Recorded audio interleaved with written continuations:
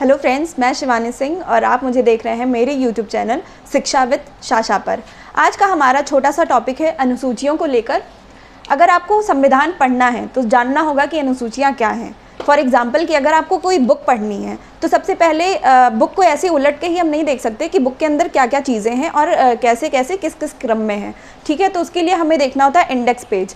तो अनुसूची और भाग भी हमारे संविधान की पुस्तक का इंडेक्स पेज के रूप में काम करती हैं। तो अनुसूची स्टार्ट करने से पहले हम ये देख लेते हैं कि भाग और अनुसूची में क्या डिफरेंस है। भाग और अनुसूची में क्या डिफरेंस है।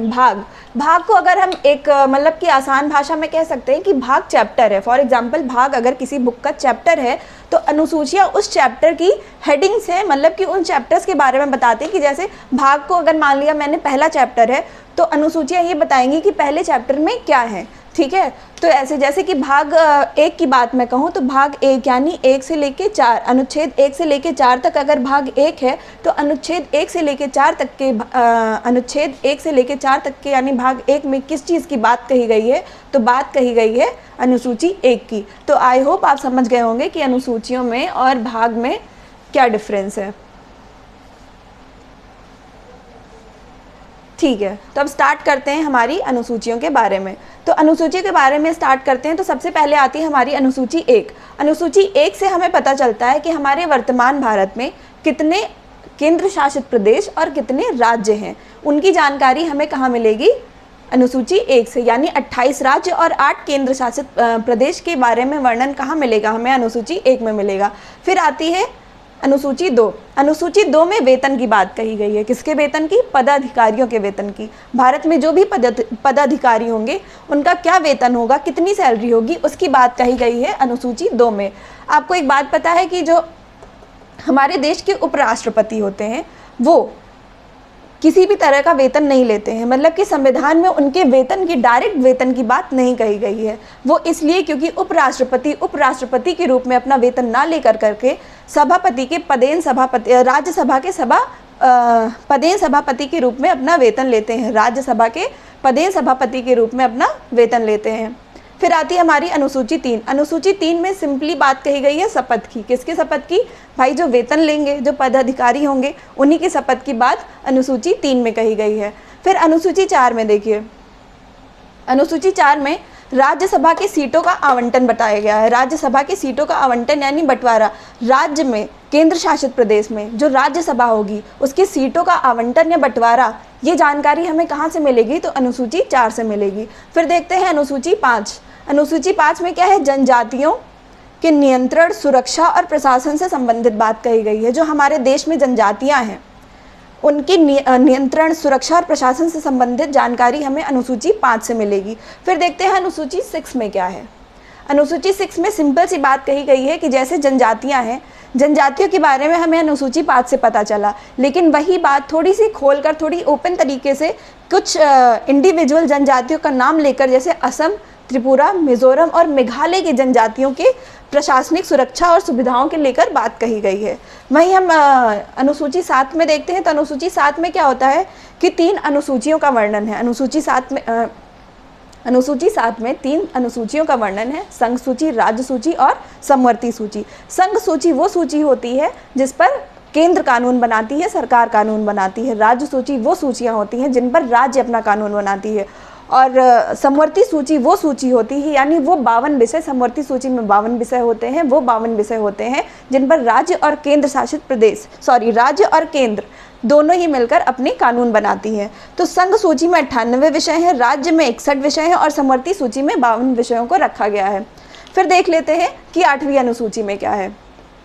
8वीं अनुसूची में 22 भाषाओं का उल्लेख है। आपको पता है कि जो हमारा मूल संविधान बनकर तैयार हुआ था उसमें सिर्फ 14 भाषाओं को ही रखा गया था। वो 14 भाषाएं कौन कौन सी थी, हिंदी, उर्दू, संस्कृत, गुजराती, पंजाबी, कश्मीरी, कन्नड़, मराठी, मलयालम, तमिल, असमिया, तेलुगु, ओडिया और Bangla. I repeat it again, Hindi, Urdu, Sanskrit, Gujarati, Punjabi, Kashmiri, Kannada, Marathi, Malayalam, Tamil, Asamiya, Telugu, Odia और बंगला। लेकिन वर्तमान में इसमें 22 भाषाएं ऐड हुई। कब ऐड हुई, पहला तो 21वां संविधान संशोधन हुआ 1967 में और इसमें सिंधी भाषा जोड़ी गई। फिर 71वां संविधान संशोधन हुआ 1992 में, इसमें कोंकणी, मणिपुरी और नेपाली जोड़ी गई। फिर 92वां संविधान संशोधन हुआ 2003 में, जिसमें मैथिली, बोडो, संथाली और डोगरी जोड़ी गई। फिर आती है हमारी 9वीं अनुसूची। 9वीं अनुसूची के बारे में राज्यों द्वारा भूमि सुधार और अधिग्रहण नियम की जानकारी मिलती है। यानी 9वीं अनुसूची जो है उसमें राज्यों द्वारा, यानी कोई भी राज्य अपने राज्य की भूमि सुधार और अधिग्रहण के नियम के बारे में बताता है। और आपको पता है ये जो है 1951 में पहले संविधान संशोधन द्वारा ये सूची हमारे संविधान में जोड़ी गई थी, इसीलिए थोड़ी इंपॉर्टेंट हो जाती है कि पहले संविधान संशोधन द्वारा 1951 में ये अनुसूची जोड़ी गई थी। फिर आता है नंबर 10 यानी कि अनुसूची 10। अनुसूची 10 में दल बदल विरोधी अधिनियम है। अनुसूची 10 में दल बदल विरोधी अधिनियम है जो कि राजीव गांधी द्वारा इंट्रोड्यूस कराई गई थी, लाई गई थी। उस समय देश की कमान जो है राजीव गांधी के हाथ में थी, उन्होंने दिया था दल बदल विरोधी अधिनियम यानी अनुसूची 10, जो कि 52वां संविधान संशोधन रहा है। अनुसूची 11 में हम देखते हैं, देखिए अगर कोई बच्चा यूपी से रिलेटेड है तो मैं मानती हूँ कि वो किसी भी अनुसूची के बारे में जानकारी रखता हो ना रखता हो, लेकिन अनुसूची 11 से कहीं ना कहीं से उसको जानकारी होती है, क्योंकि कहीं ना कहीं से वो इससे संबंध रखता ही रखता है। तो जैसा कि अनुसूची 11 में 73वां संविधान संशोधन द्वारा ग्राम पंचायत की बात की गई है। इस समय देश की बागडोर जो है पीवी नरसिम्हा राव जी के हाथ में थी और इसमें ग्राम पंचायत को सुधार करने के लिए, काम करने के लिए 29 विषय दिए गए हैं, 29 सब्जेक्ट्स इनको मिले हैं।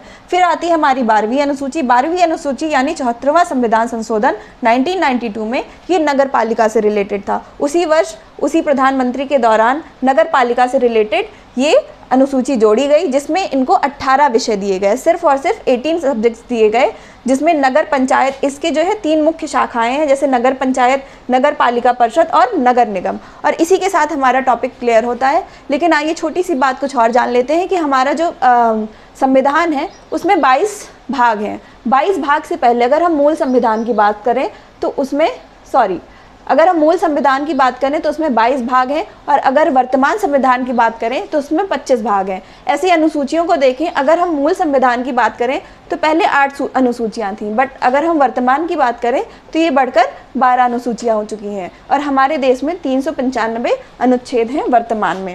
तो बस इसी के साथ हमारा टॉपिक क्लोज होता है, और अगला वीडियो हमारा होगा भाग को लेकर, यानी इन 25 भागों के बारे में अच्छे से पढ़ और समझ रहे होंगे। तो अगर आपको हमारा कंटेंट पसंद आ रहा है तो प्लीज़ चैनल को सब्सक्राइब करें, लाइक करें और बेल आइकन को प्रेस करना ना भूलें। Thank you.